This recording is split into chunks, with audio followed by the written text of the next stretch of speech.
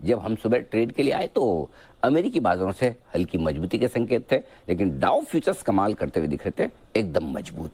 और इसके चलते भारतीय बाजारों ने हल्की मजबूती के साथ शुरुआत की और फिर इस मजबूती को धीरे धीरे और आगे बढ़ाने का काम किया। 18,500 के बेहद नजदीक पहुंचा निफ्टी, हालांकि उसे पार नहीं कर पाया, लेकिन बैंक निफ्टी ने एक बार 43,600 का हाई भी बनाया। शुरुआती घंटे में मजबूत रहने के बाद मिड सेशन से भारतीय बाजारों में प्रॉफिट बुकिंग हावी होती दिखी, और ये प्रॉफिट बुकिंग तब हावी होती दिखी जब आज कोरोना पर स्वास्थ्य मंत्री की तरफ से एक बड़ी बैठक हुई और कोरोना को लेकर अब फिर से थोड़ी चिंताएं बढ़ती हुई दिखी है, ये संकेत आते दिखे। हालांकि भारत में मामले नहीं है, लेकिन जिस तरह से चीन में है और बाकी कुछ देशों में मामले बढ़ते हुए नजर आए, उससे लोगों को डर ये लगा कि कहीं कोरोना वापस लौट तो नहीं रहा। तो बिकवाली करने के लिए जो एक ट्रिगर, एक कारण चाहिए, वो कोरोना की खबरों के चलते आता दिखा। और फिर क्या था, दबाकर बिकवाली होती दिखी है और निफ्टी टूटते टूटते 18,200 के नीचे भी पहुंचा।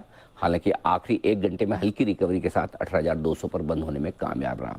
बैंक निफ्टी न सिर्फ 43,000 के नीचे लुढ़का, बल्कि 42,400 तक लुढ़क गया और बंद होते होते 42,600 के आसपास। और 18 ट्रेडिंग सेशन के बाद आज पहली बार बैंक निफ्टी 43,000 के नीचे बंद हुआ। तो इतने जो लगभग एक महीने की मजबूती के संकेत थे बैंक निफ्टी में, आज पहली बार वहां हल्की प्रॉफिट बुकिंग और कमजोरी के संकेत आते दिखे। हालांकि निफ्टी ने तो 18,500 के नीचे बंद होने के बाद ही ये संकेत देने शुरू कर दिए थे, लेकिन बैंक निफ्टी अब तक मजबूत बना था, आज उसने भी अपना जो काम है वो थोड़ा ढीला कर दिया और इसका असर दिखा पूरी की पूरी मार्केट पर।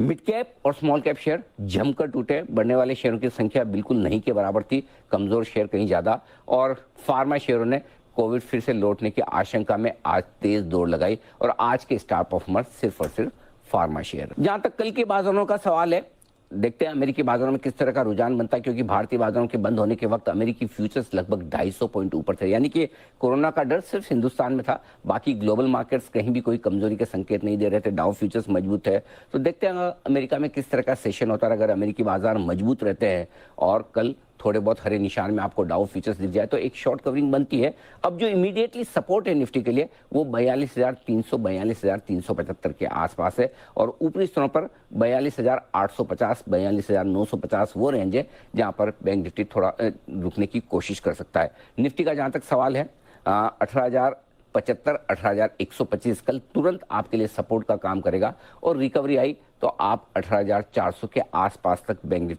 निफ्टी को आते हुए देख सकते हैं। तो कल वायदा कारोबार की वीकली एक्सपायरी भी है, आज की अच्छी खासी वोलेटिलिटी भी, और पिछले 3 ट्रेडिंग सेशन में दिन के दौरान उतार चढ़ाव और डे हाई या डे लो पर बंद होने का जो सिलसिला बना हुआ है, ये बता रहा है कि आने वाले ट्रेडिंग सेशन में थोड़ी सी वोलेटिलिटी, उतार चढ़ाव बढ़ सकता है और उसकी रखनी चाहिए आपको